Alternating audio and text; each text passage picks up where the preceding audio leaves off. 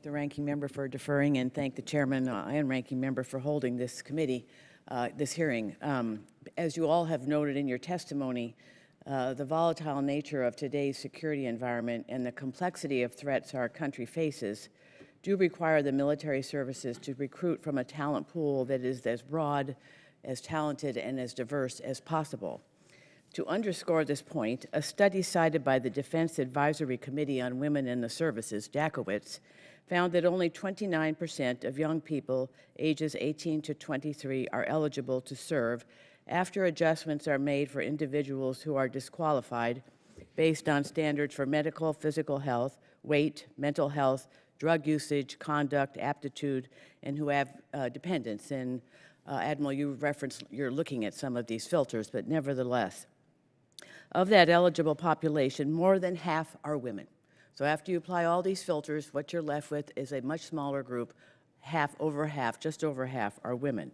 However, less than 20% of today's active duty force is comprised of women.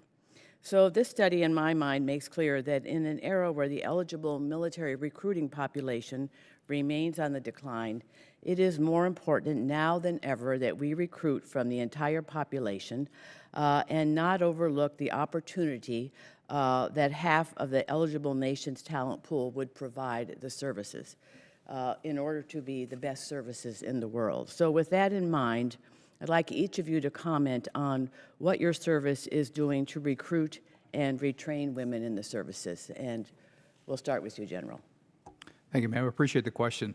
A couple things. One, for our recruiting command as well as for our source of commissionings for ROTC and West Point, we're reaching out to females to encourage them to come in. And what we've seen at ROTC as well as West Point is increase in female applications and females being accepted, which will help, as they come in the Army, improve. I think part of that is as we did the gender integration, it opened up all the specialties. The Army's enjoyed such success where we have an infantry company commander female in the 82nd Airborne Division. We have lieutenants. We just had our most recent 2 Ranger School graduates last week graduate from a very difficult course at Fort Benning. I think as we see those role models come out and successfully lead, and they're doing wonderful things in our formations, I think you'll see increased females across the formations. Very, very excited about what the females are doing in the Army, and I think there's no limit to what they can do in the future. We're very excited. I thank you for that. And as we're moving down the line, can you also include kind of how you're addressing your messaging so that as young women are watching what they see on TV, wherever, what they're doing, and how you're also addressing a culture that encourages retention? Because I know as we've served on this subcommittee, we've seen there are issues that are unique to women who seek to serve their country, but who often find barriers to lengthening out their term of service. So, but we'll start with you, Admiral. Yes, ma'am. Just on in terms of where we are right now, last year's Naval Academy graduating class, 27% women. 6 of the top 10 graduates were women. Our enlisted accessions for the last 2 years have been 26 and 27% women. It's an operational imperative for the Navy to increase our numbers of women. So we are frankly targeting them in our recruiting efforts, in our messaging, because that's where the talent is. 52% of technical graduates at America's colleges are women. That's where the talent is. So we are very aggressively going after them. Our new ad campaigns prominently feature women. Our most recent one has a female submariner earning her dolphins at the front of it. The first one that was released at the Army-Navy game in December, the first one of our new ad campaign, has a female sailor saluting at the end of it. So we're really trying to highlight situations that women could see themselves as a career in the Navy. The retention efforts, things like the Career Intermission Program, Navy's the biggest user of that. We highlight that.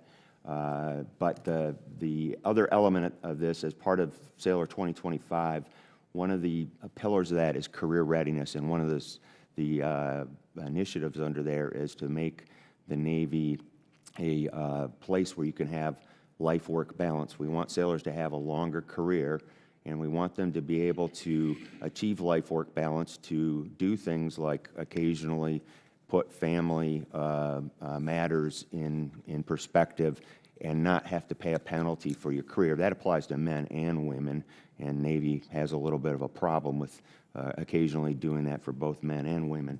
So we're working hard to do that if we're going to expect people to have a longer career. We need them to have longer careers so we can bring fewer sailors in the front door and get a higher return on investment from those sailors. Admiral, I'm out of time, but General Grosso and General Rocco, if you could submit an answer, a written answer, I'd appreciate it. Why don't you go ahead and take another minute? Okay, go ahead, then let's move down the line here.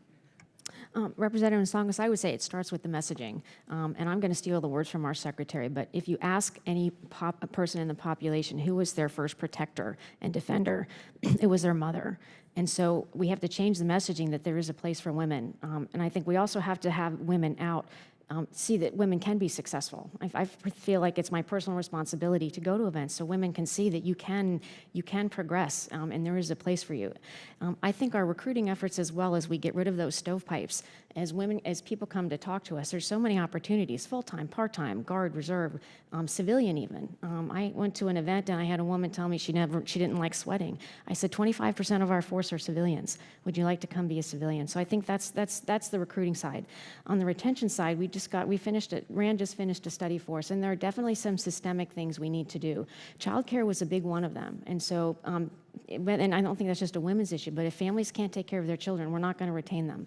The other thing that was very clear from women is and this was literally in the study, they want to get off the escalator, and so we have to have some way to figure out DOTMA reform, whether it's technical tracks, so that they can be more technical. And they also asked for maybe opportunities to cross-train into career fields that may be more suitable to having a family. So there's some systemic work that we are looking at as well. Thank you, Jim. That's an important question, and thank you, Representative Tsongas. So the Marine Corps, as you know, we've opened up all occupational fields now and are represented throughout the Marine Corps. That's one issue. Second, from the Marine Corps Recruiting Command, we have gone places that we haven't gone in the past. Mail-outs now go to both male, female. Athletics, coaches, we've opened up programs to basically have access to both at the high school level and the collegiate level to athletics, both on the male and female side. We run education and coach workshops so we can have access, so the Marine Corps recruiters can have access to a population that we in the past have not had an access to. And of course, our advertising campaign has focused on not only diversity but females, and we've been more aggressive in displaying a diverse Marine Corps. Thank you. Thank you all for your testimony, and I appreciate your work. I mean, there's much to be done, but we want to have the best services possible, so we need to recruit fully from all that this country offers. Dr. Abraham, you're now recognized. Thank you, Mr.